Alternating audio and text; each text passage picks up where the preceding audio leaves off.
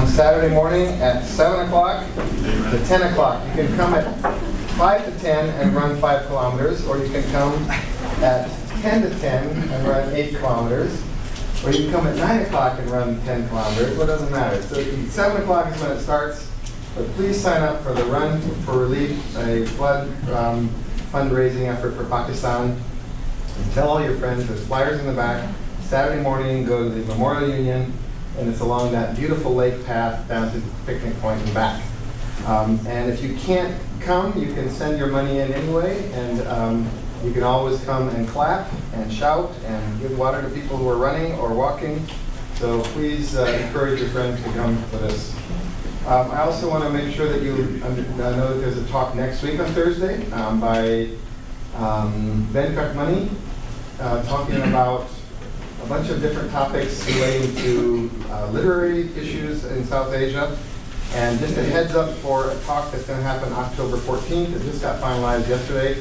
Ayaz Naseem, a famous journalist from Pakistan, is going to be coming to talk about the current issues in Pakistan relating to the flood and how that's impacted the war on terror and all of the other problems that are happening to Pakistan. So please spread the word around that Ayaz Naseem will be here on the 14th. Today we are very fortunate to have Professor Ayaz Naseem. He's an associate professor of education at Concordia University, and he will be talking to us about education and gendered citizenship in Pakistan, a post-colonial investigation. Dr. Naseem has written numerous books on education and issues about education in Pakistan. He's also made some comparative studies between Pakistan and India and issues relating to various types of peace processes and a whole range of topics.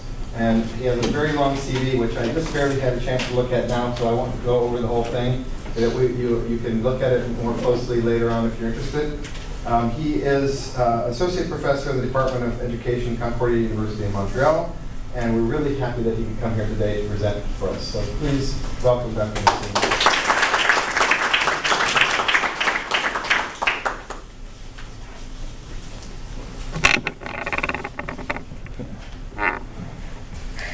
Well, first of all, let me thank Center for South Asia for giving me this opportunity to be here with you.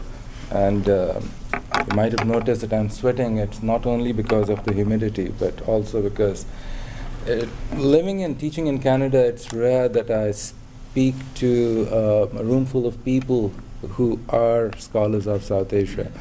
So if I keep on mopping my sweat, just ignore me. Thank you all for coming here, taking out time from your busy schedules to be here and listen to what I have to say. Much of what I'm going to talk about today is based on a few research projects, one of which is going to appear in a book form, hopefully this November, the first book in the post-colonial studies in education that Palgrave Macmillan is bringing out.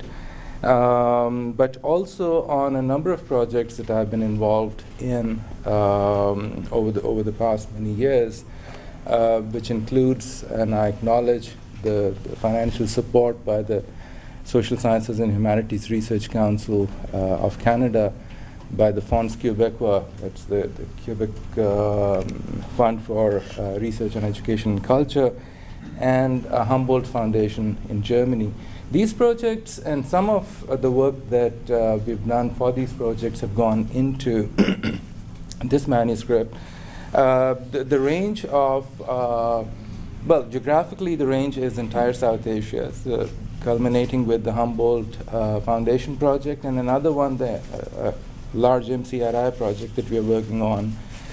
It includes almost all countries of South Asia, but the projects that have been completed mainly looked at India and Pakistan in a comparative way in terms of constructions of conflict and peace and the potential of education to either exacerbate conflicts or to promote peace. Before I go on, let me start by situating myself in the research process.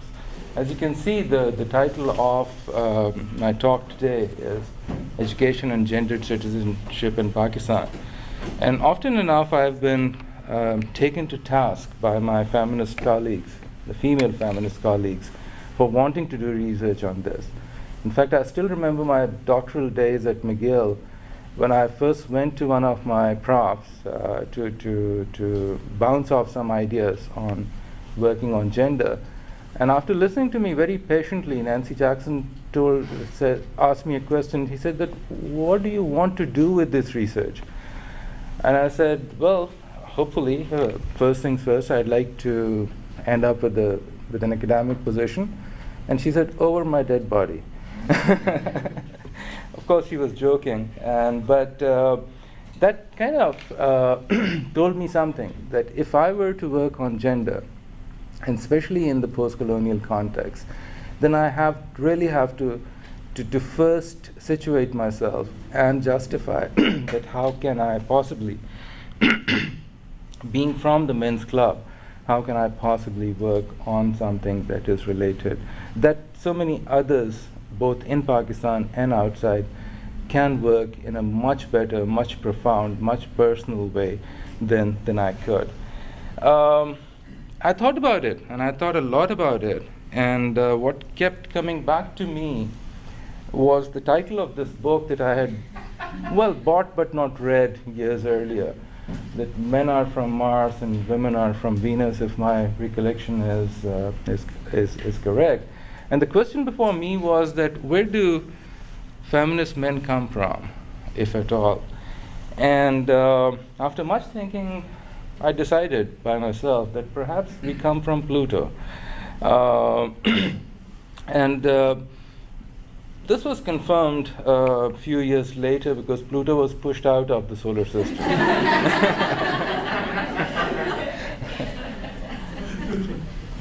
Well, to situate myself, to begin with, I'm male.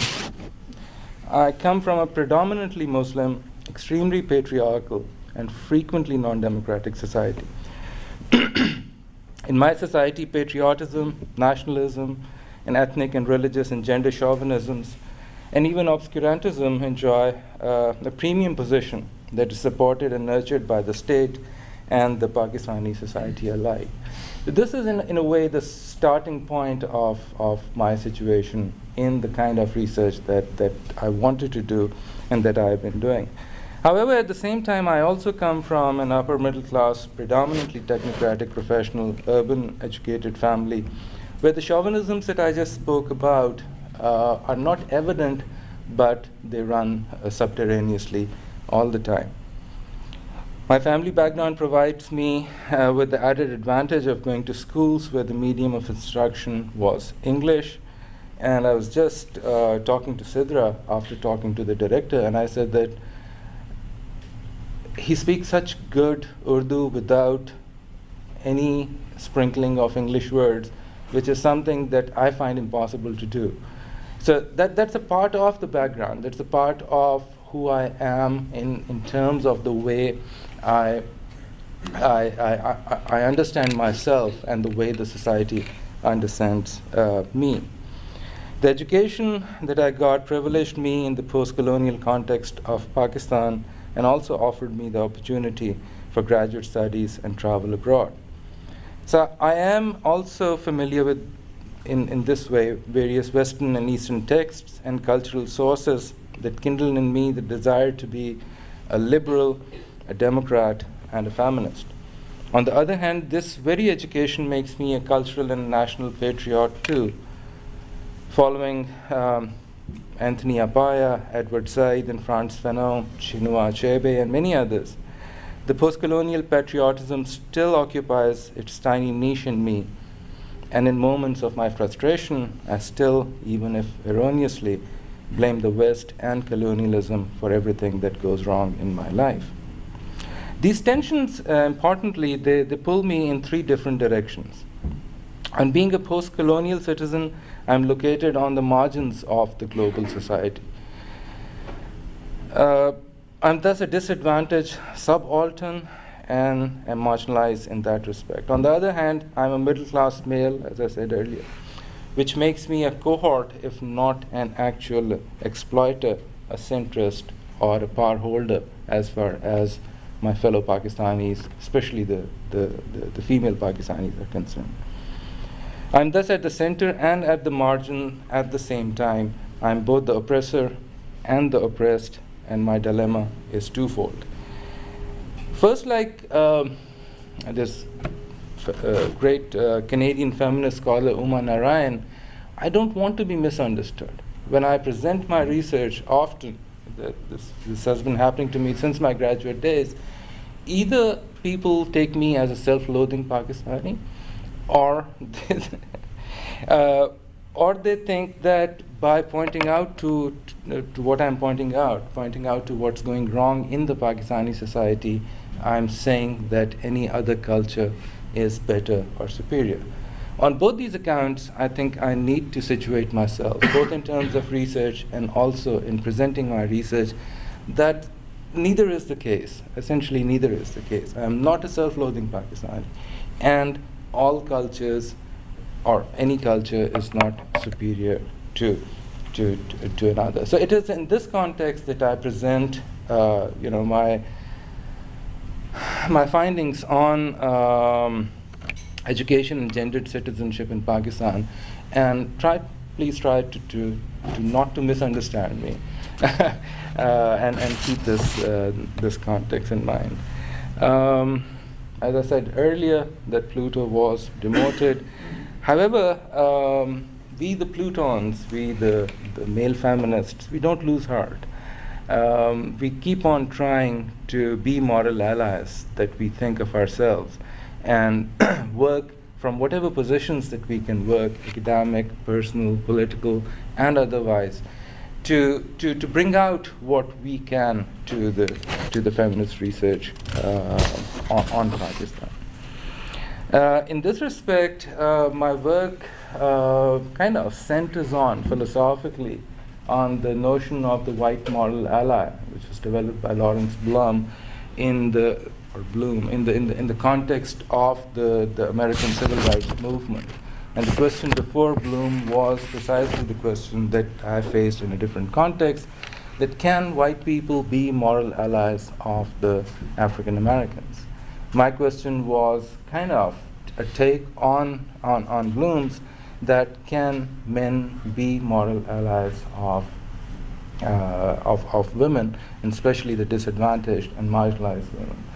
I also kind of take insights from Satya Mohanty's work, although epistemologically we kind of stand on different points in the orientation, but his notion of epistemic privilege is something that I kind of read Lawrence Bloom's argument on white moral ally to argue that we have the males, especially the males from the post-colonial societies and elsewhere.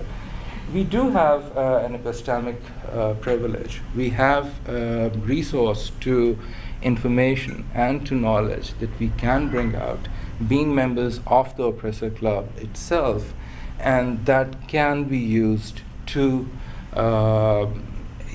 if not anything else, then at least explore and examine what's going on in the realm of gender and citizenship. A couple of words about my research. My work spans, as I said, South Asia, but the issues that I'm really interested in, is to examine the dictum of development studies, and I know that we do have in audience some scholars in development studies, is that source after source says that education brings empowerment. Education brings empowerment to women. It brings empowerment to the marginalized groups and the minorities and so on and so forth. And I just wanted to see that, for example, in the case of Pakistan, a post-colonial society, to what extent is this true? Other than that, I was intrigued by the whole EFA MDG, the Education for All and the Millennium Development Goals discourse. because of the fact that it basically focuses on the access and resource or funding side of the whole thing. Now, this is not to say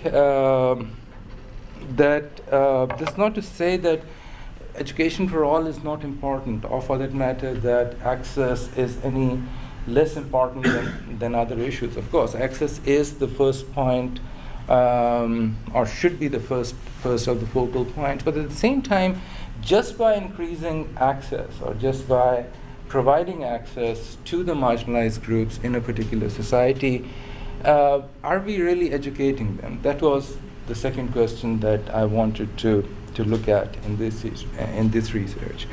If I can give you my conclusions in the beginning, my answer to the first question was no. Education as it is in Pakistan, for example, and many other societies, instead of empowering, it actually disempowers women.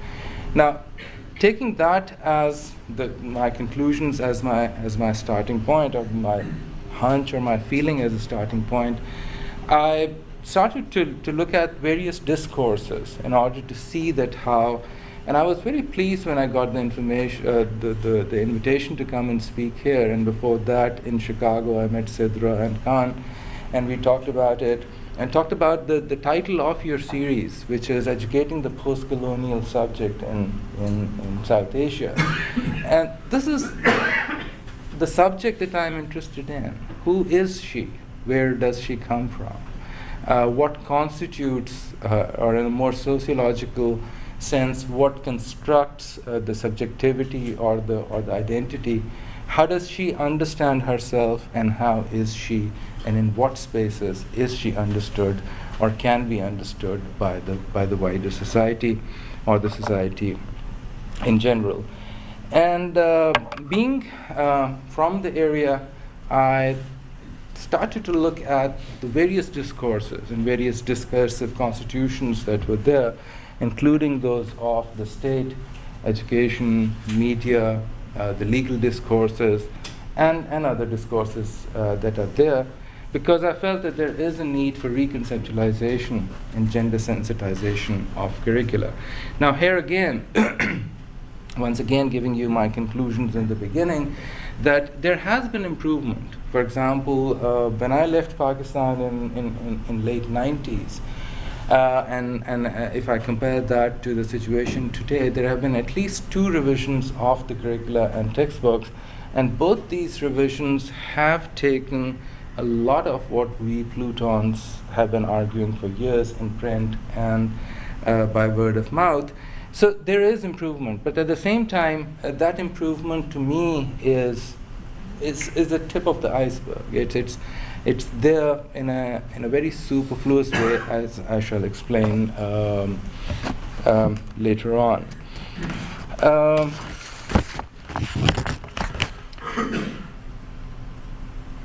I wanted to give you, given the limited time, a snapshot of how I see the situation. Of course, all of us see different situations differently. This was a photo that was published in Montreal Gazette a few years ago on the Women's Day, the World Women's Day. This is a photo of a protest in Multan in central Pakistan against domestic violence and sexual harassment on the International Women's Day.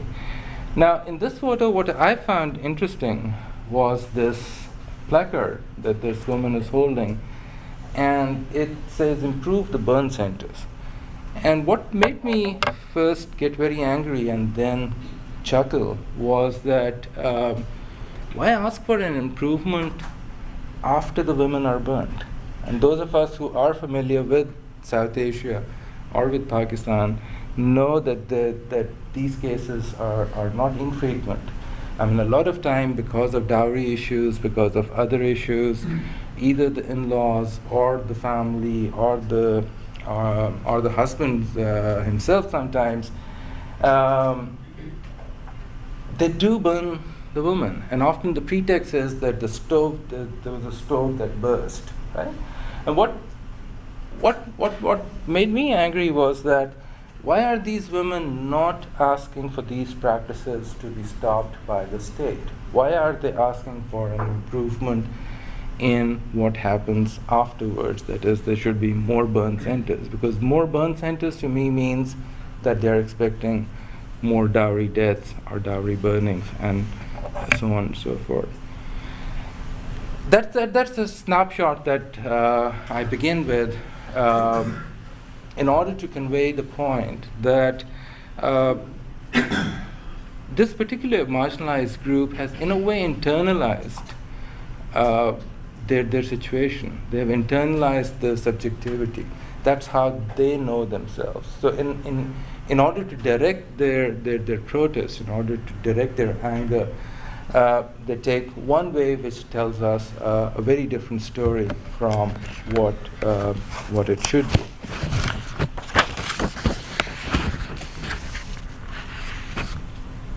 Coming to the to the constitution of gendered subjectivities in Pakistan, there are various ways in which we can understand it.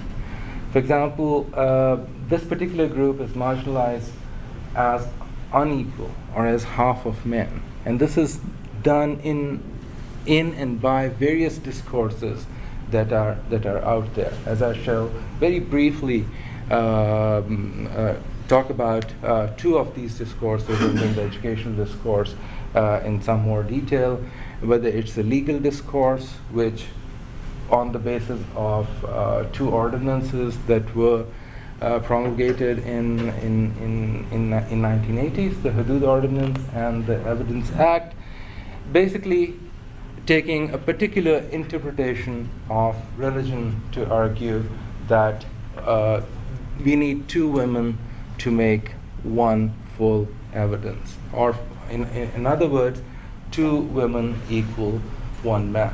Now, this is something which, of course, has been debated both within and outside Pakistan along a number of dimensions and orientations.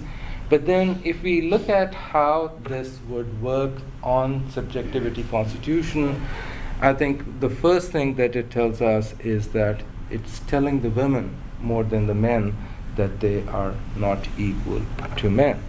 And since it's a part of the legal discourse, which works either in conjunction or in competition with many other discursive and discursive constellations, it's basically telling the women that you are not an equal citizen either. If you can't be in cases of either in financial or economic cases or in legal cases can be equal to men, then that is in a way excluding them, at least partially, from the citizenship discourse itself. My argument is that by looking into the ways in which discourses create gendered subjects and into the relations between these subjects, we see more clearly how women and men in relation to each other come to understand not only themselves but also their places in the discourses and their, or in other words, the subject positioning within the discourses and their places and spaces that they occupy within the Pakistani society. To take one example or a couple of examples from the media discourse, how does meaning fixation works within and through this discourse? One is, of course, as the other of man. And this is going back to my feminist roots, going as far back as Simone de Beauvoir or other feminists who have argued that the way the self and the other are constituted, especially in terms of men and women, is that the male or the male-centric discourses, they constitute the women as the other. Now, domestically, women are the other, and then, as we shall see, then there's this other which is not domestic, which is outside, and how these constructions, how these constitutions, they come up with the meaning that is then by the textbooks and the curricula is imparted to the students from a very young age. At the intra-women level, in terms of the women or the subjectivity is constituted in terms of good and bad women. And I took two examples, and those of you who are familiar with South Asian literature, from Maulvi Nazir Ahmed's work, who's considered a literary giant in undivided India. Replete in his work is these notions of Chirag Khana and Shama-e Mehfil. Chirag Khana is basically a domestic lamp, and Shama-e Mehfil is basically a party. Help me out. A lamp at a gathering. Lamp at a gathering, right? Or the illumination at a gathering. So this is domestic versus, outside that domestic space, how women are to be understood from literature. Similar traditions have been carried on in Pakistani media, both at the television and the cinematic levels, and in the contemporary literature that is there. Women make news only when something bad happens.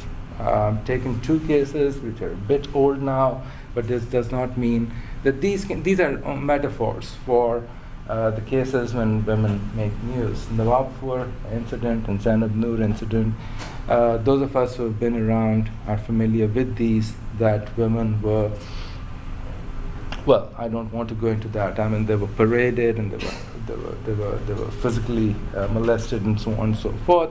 And then the attitude of not only of the state, which is something that in a way is expected of the male masculinized state, but also of the society, which has a certain set of values in which protection of women is one, and which was not there.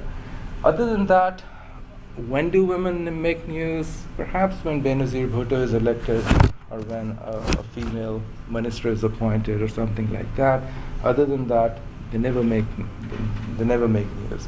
What it means is, or the thing to look for is, that this is a whole-scale exclusion of the positive side, or the feminine side of the women or the females. They only make news when it is sensational. Coming to the educational discourse itself, which is my main topic today. My first contention here is that educational discourse in Pakistan draws upon other discourses, such as those of media, law, and state, from which we saw a couple of examples, to constitute gendered subjects and subjectivities, and that too from a very young age. Right from the time that a child, a girl child or a boy child, they go to school, they are they're given texts, they're given written texts in terms of textbooks or other pedagogical texts, whether oral or otherwise, which start with the process of constitution of gendered subjectivity. How do these texts work? And that was something that kind of became my focal point, that rather than looking at perhaps that how the discourses were formed, I was more interested in looking at the technologies of discursive constructions and constitutions.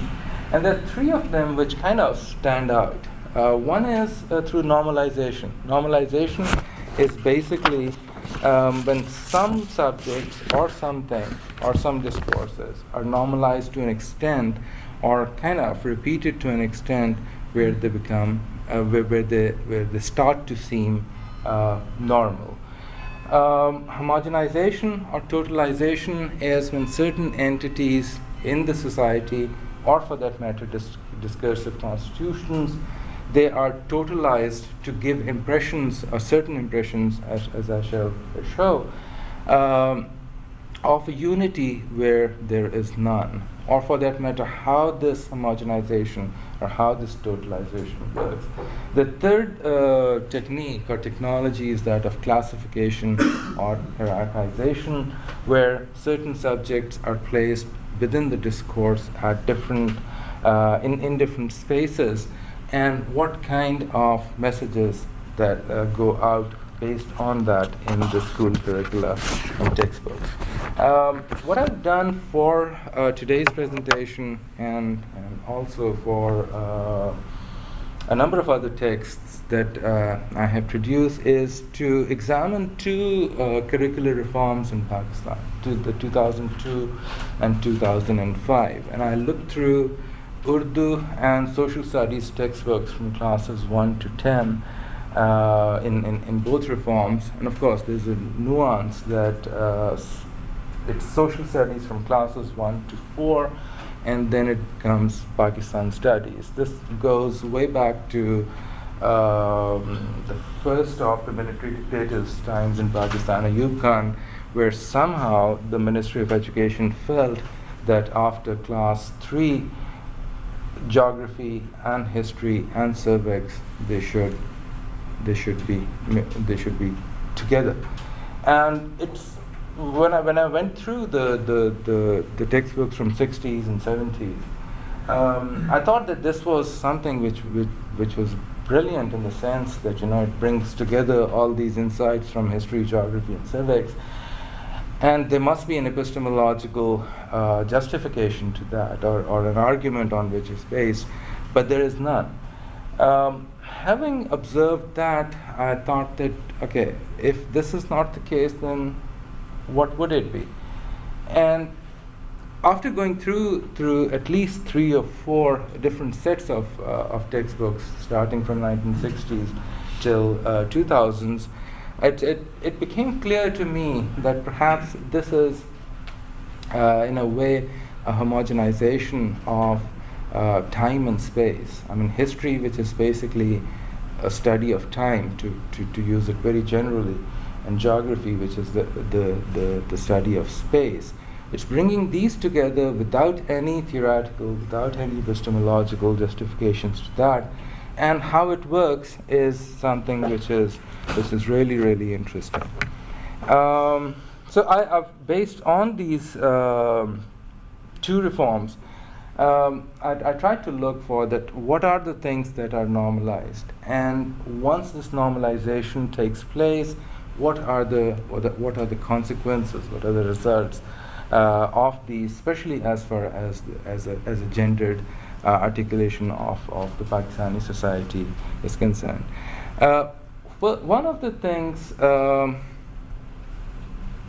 that is normalized by virtually all textbooks, and if we take them as a body of literature, as a body that seeks to construct a certain type of knowledge, is that it normalizes militarism, or what in an article that I wrote a while ago, I called it manufactures soldiers. And these soldiers are somehow above the rest. These soldiers are always male, although in the last few years they have started to induct some women pilots in Pakistani Air Force, but I was told that this was basically because they were not getting enough males to enroll in the fighter training programs and so on and so forth.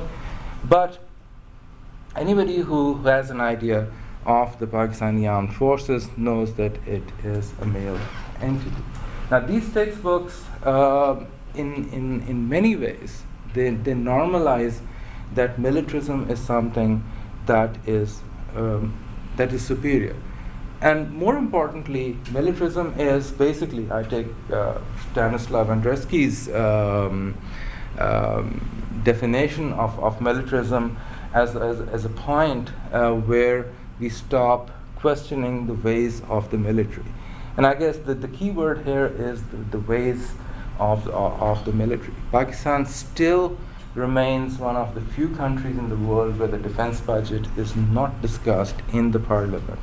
Only yesterday, last night, I was looking at one of the newspapers that comes, Pakistani newspapers that comes to my mailbox, and it says that despite huge cuts that the government wants to make because of the floods in Pakistan, it has decided to increase the defense budget. And I'm sure that this will not go to the parliament, this will not go to the elected representatives that the people of Pakistan have sent to the parliament.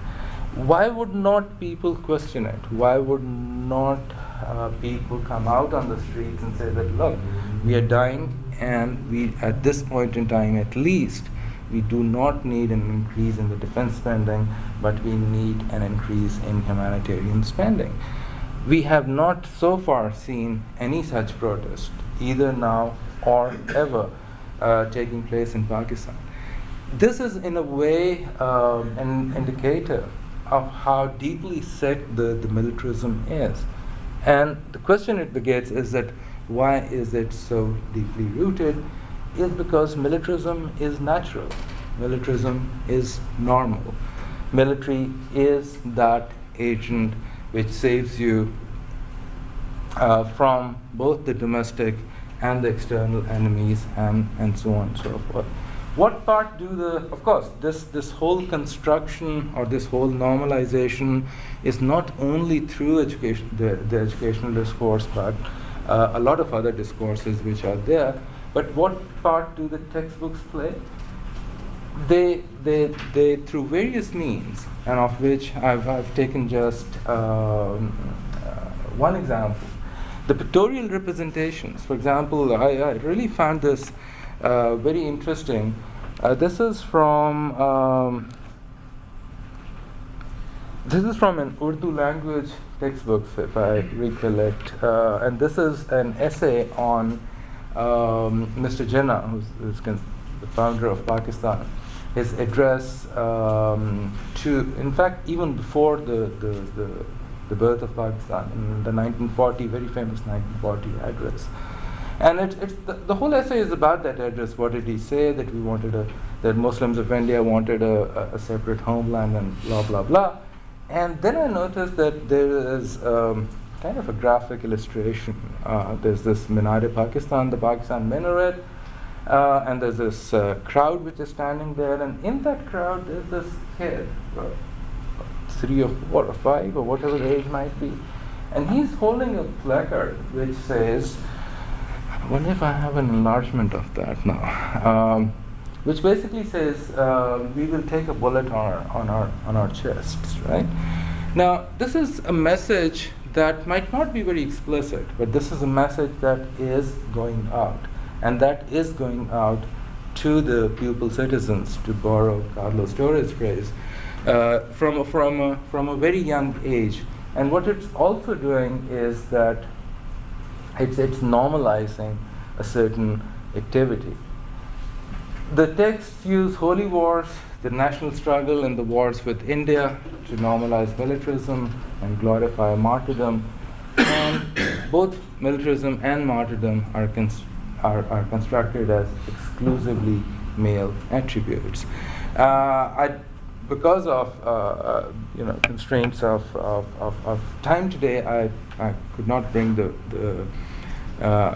detailed analysis, but you can find that in the book that's appearing in November.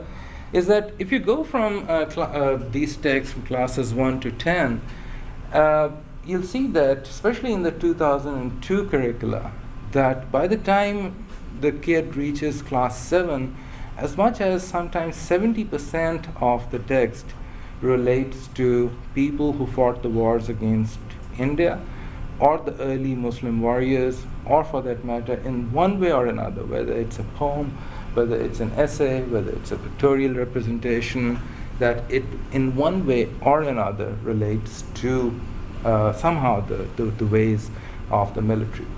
Now, interestingly, what is absent from these, and this is like a period of, we are talking about a period of what, 7 to 8 to 10 years here, is that there's a total absence or total exclusion of the civil actors from these textbooks. Pakistan has produced only one Nobel laureate, the physicist, the famous physicist, Dr. Abdul Salam. You go from class 1 to class 10, Urdu, social studies / Pakistan studies, that's like 20 texts, 20 textbooks. He's not there. Pakistan has a potential Nobel laureate, Abdul Sattar Eidi. He's not there. The famous lawyers, famous judges, journalists, poets, playwrights, authors, nobody is there. Only those who, in one way or another, feed into this normalization process are the people who are there.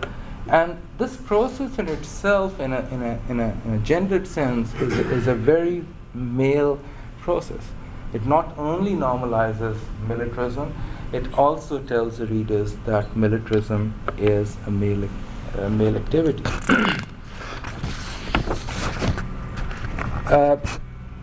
Just to kind of illustrate the points that I'm making and connect it to an argument that I made earlier, is the texts, what they also do while normalizing militarism is to kind of create a gendered other.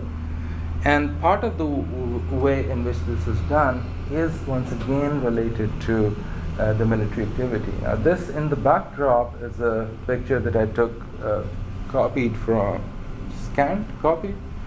Okay, don't tell the copyright people. From one of the textbooks, right? It shows a battle, it shows one of the soldiers who got one of the highest awards, military awards in Pakistan. And then there are essays which go something like this. They always say that India attacked Pakistan, it attacked especially in 1965, it attacked Pakistan in the dead of the night. And once again, those of us who understand the cultural nuances, attacking anybody in the middle of the night is not a male activity in South Asia, in Pakistan, right? Chupke, or it's considered like a backstabbing, a cowardly act, right? And also something that is not masculine. At the same time, when another essay which talks about a counterattack by the Pakistan Air Force pilots on an Indian base in the dark of the night, the timing of that attack is evidence of very sophisticated battle planning and sheer courage. Right? Now, what's going on here in these texts is two important constructions. One is the construction of the regional other, which is India, and then also to feminize that other. So we have a domestic feminized subject, and then we have a regional feminized subject, and then in some cases the extra-regional feminized subject. So the other is constructed, the other is feminized, and militarism is normalized by these texts till this day. The texts don't stop there. They go ahead. They go ahead by what I term as the constructions of lions, Rambos, and saints. Right? These texts, of which I've taken a few examples, and I've just been told that I only have 10 more minutes, is that the military figures are masculinized with metaphors of male sexuality, and this is something that we see often, that these people who are like normal dudes, I mean, they were, but somehow the way the text present them is this very, exotic, sexy male figure with, good body, black eyes, thick brows, and so on and so forth. Then they're described with Rambo-like qualities. In one of the essays, for example, it says that the gentleman in question was hit by a cannonball, and even then he went on fighting. I wonder how. And finally, these martyrs are included in the list of the revered people, as Barbara Metcalf has argued, by adding the suffix of Rahmatullah alayh. This is a suffix that has traditionally been reserved for people from Islamic history who were not really known for their warring attributes or qualities. These were like companions of the Prophet. These were scholars and so on. But then, whenever we read about these soldiers who fought either the 65 or the 71 war, they have Rahmatullah Alayh after their name. It kind of moves that. It kind of, this is the homogenization of time. It takes them from this temporal context and moves them to another, which is the 6th century Arabia, or the time of the Prophet Muhammad. The text, after normalizing militarism, they're also normalizing authority through pictorial representations and through the inclusion of certain figures in the text. These figures are the deputy commissioner, the policeman, the police officer, the taxation or the revenue officer, and so on and so forth. So we have the military on the top, followed by the civil bureaucracy. And I was reading on the center website that I think a while ago you guys had Professor Wasim from Qatar University, a very dear friend and a colleague of mine. And I mean, his work shows that, I mean, these are the two institutions that have been imported from the colonial and superimposed upon the post-colonial state in Pakistan. If we connect the dots, I mean, this is exactly what these textbooks are still portraying. That these are the two important institutions of the society. And then if we read, say, accounts from various quote-unquote martial laws or the military dictatorships in Pakistan, and especially the kind of representations that these military dictatorships made, there was always this thing that the politicians are no good. They're there because the politicians are no good. Politicians are not to be trusted. And interestingly, in these textbooks, without arguing in so many words, this is the construction that the textbook is giving us. Military is important, bureaucracy is important, politicians are not there, and the civil society is not there at all. I'll skip a couple, just in the interest of parsimony. I mean, one of my arguments is that in terms of homogenization, there's a homogenization of theory, explanation, and reality.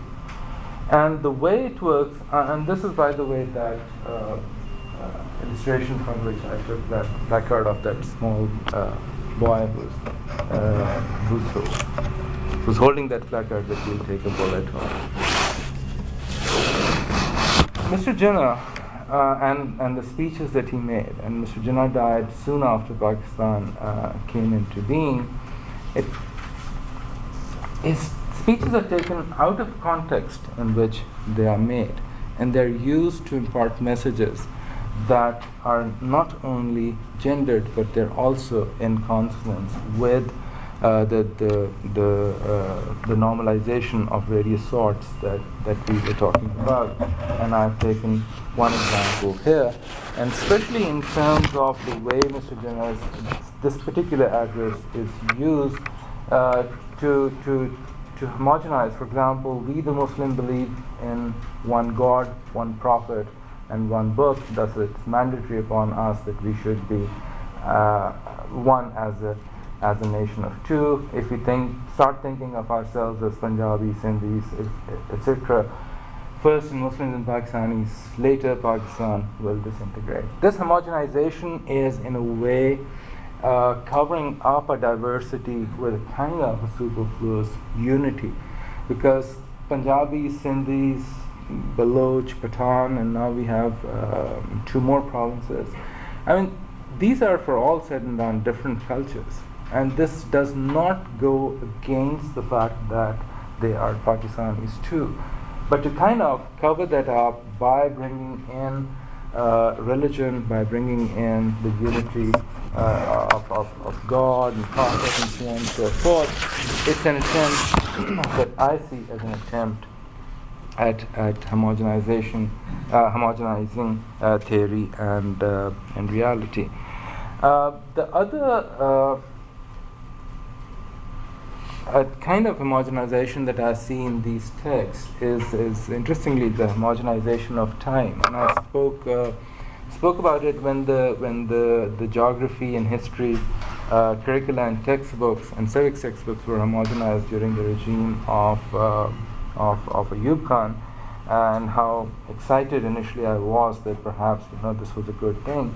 But when I went through the text, the construction of this homogenization also relates to the construction of imagined time boundaries in terms of before and after. For example, the pre and post Islamic binary, which relates to before Prophet Muhammad and after him. This was 6th century Arabia, and then with reference to the independence of Pakistan, so that is before and after 1947.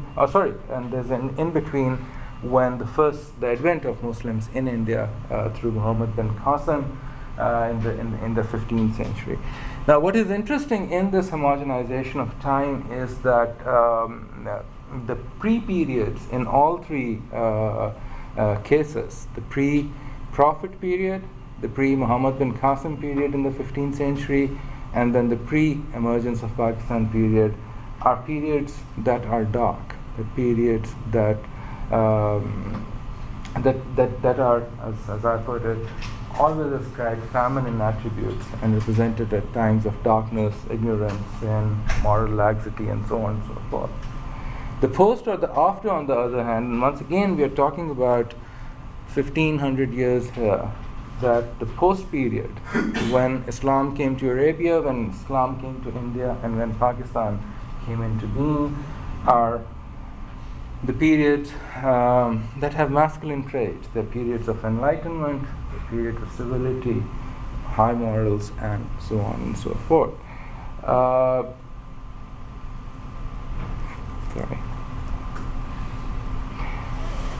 This one example from one of the textbooks, and I quote, before Islam, people lived in untold misery, and translation is mine, but exact words, all over the world. Those who ruled over the people lived in luxury and were forgetful of the welfare of the people. People believed in superstitions and worshipped false gods. In Iran and Iraq, people worshipped the sun also. In South Asian region, the Brahmins ruled over the destinies of the people, which is factually not true. They believed that certain human beings were untouchable. There was an all-powerful caste system. The untouchables lived worse than animals. Human beings were sacrificed at the altars of false gods. The thing is that the representation that these texts are making is a homogenizing representation, which is kind of subsuming the time boundaries into one, and kind of an impression that is going on, that is going out, kind of a construction that is going out, is that perhaps in all three cases it's a continuum from the time that Prophet emerged as a prophet in Arabia, to Muhammad bin Qasim, who came to India, and then the Indian Muslims who claimed their own land. The self is thus masculine, whereas the other is, as I've argued before, is feminine. Then there is this the third way in which the texts constitute this post-colonial subject and educate this post-colonial subject is through classification or the articulation of other through space.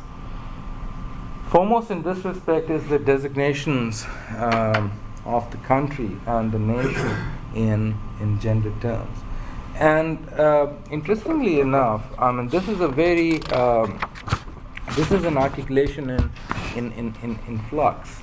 I mean, this gendered articulation moves from one type of articulation to another. For example, the nation becomes feminine when it needs the protection by the state, the masculinized state, and the armed forces.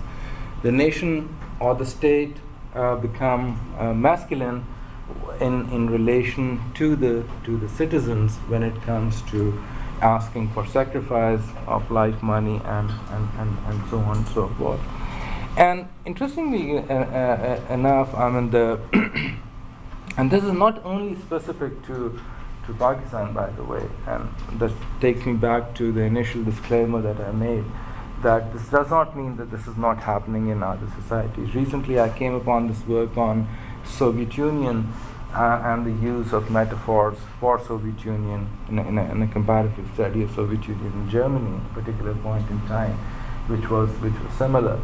So terms such as motherland, mother, dhati, dhati ki ko, so on and so forth, I mean, these are all feminine metaphors that are used for the nation.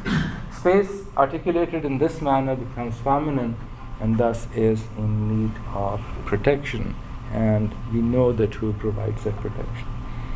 The second articulation of space involves the construction of spatial boundaries in gender terms, and just as we saw in an earlier example, that once again, and this time from the architecture, certain notions and certain metaphors are imported, and then they are reported in a particular way, which is a very gendered way.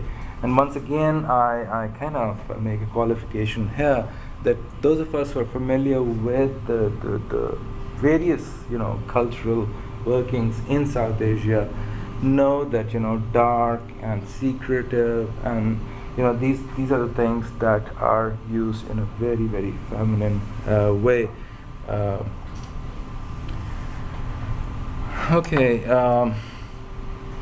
and kind of, I'm just nearing the end, I have 5 more minutes, is that what I think is important to note is that in this classification of and gendering of the space, there's also another type of construction of space which is more cognitive, which is more mental, in the sense that this is a space within which certain subjects can be understood. And I borrow the notion of panopticon from Michel Foucault's work to kind of try and understand it. If you look at the pictorial presentations and the text and the two combined, what we see is that there's a panopticon of dress. I mean, to take one example, that dress could be the chadar, that dress could be the burqa, that dress could be the shalwar kameez, or any of these. And that kind of, in a way, constitutes a cognitive space within which women can be understood. Outside of this space, women are either not understood at all, and the sign is pushed into the field of into discursivity, or for that matter, they are charged with all sorts of things, or they are just not accepted. And of course, this non-acceptance is accompanied by social and legal consequences. To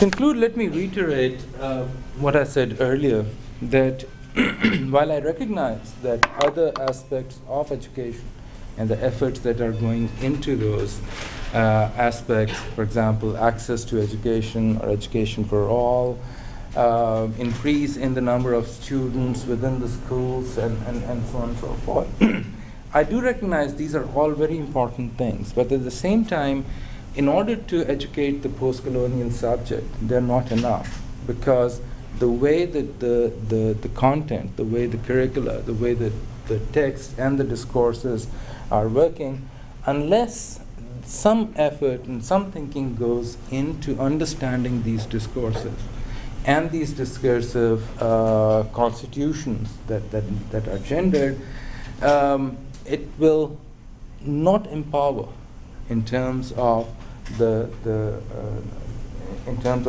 way we understand empowerment. Yes, I mean, several times that I have made this argument, I've been hit back with a counter argument that, I mean, are you saying that women who are educated are not empowered at all?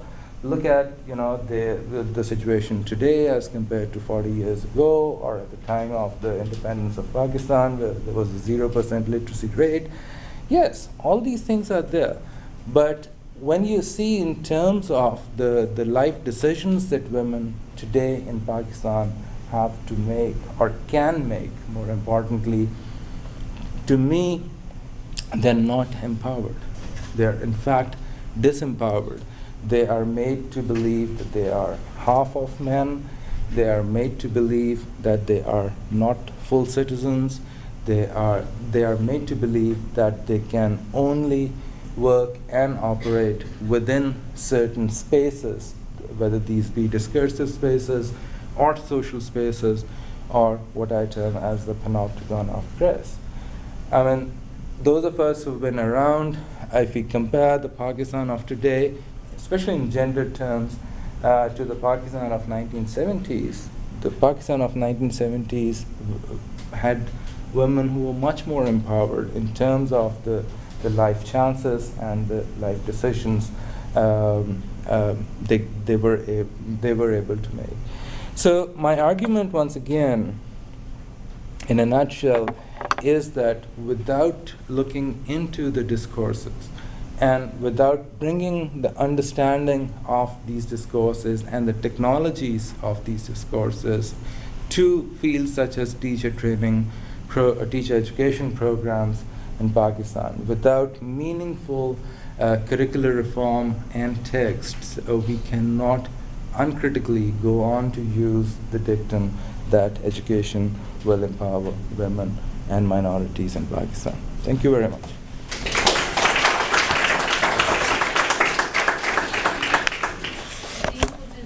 Give a moment for those people who need to get into class to exit the room, and those who want to stay on a bit longer to have any questions for Professor Naseem, then we'll field some questions. I'm sorry I've taken much more time than I And maybe those people who want to actually talk together, maybe you can move up a little closer if you're in the back room for conversation. Or not.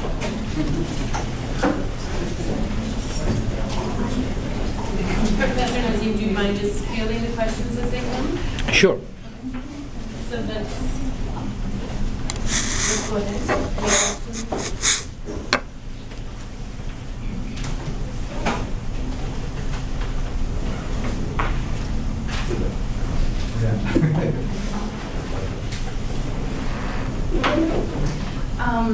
Kind of throughout this, one of your underlying assumptions is that the feminine equals kind of this dark outside hidden, and you're kind of pulling in these adjectives as they're being used, and the masculine is the strong and the power and the hero.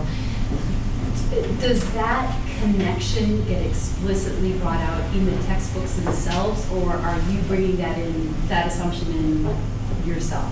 That I'm bringing in myself. Okay. Yeah, these are connotations that are there.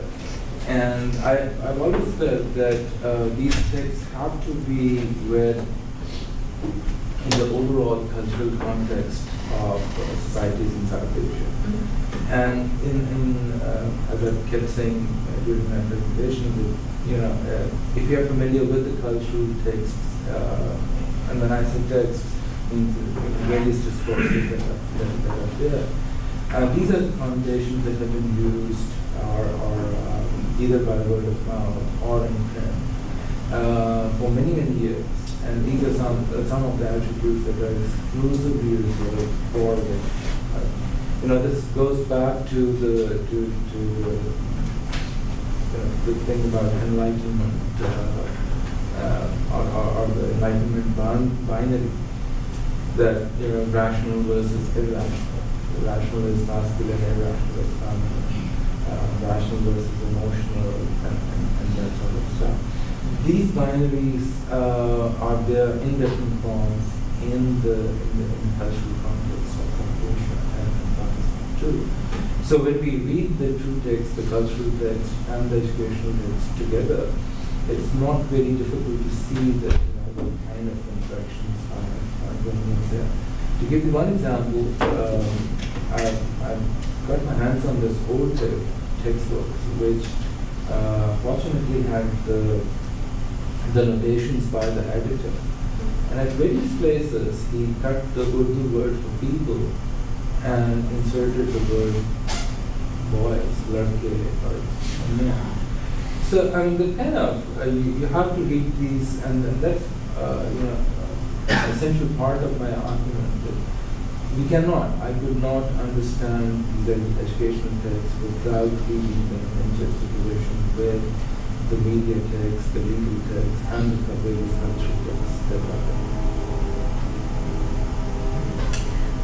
Very interesting talk. I was interested in, and as you just touched upon that, your argument about empowerment and disempowerment of women.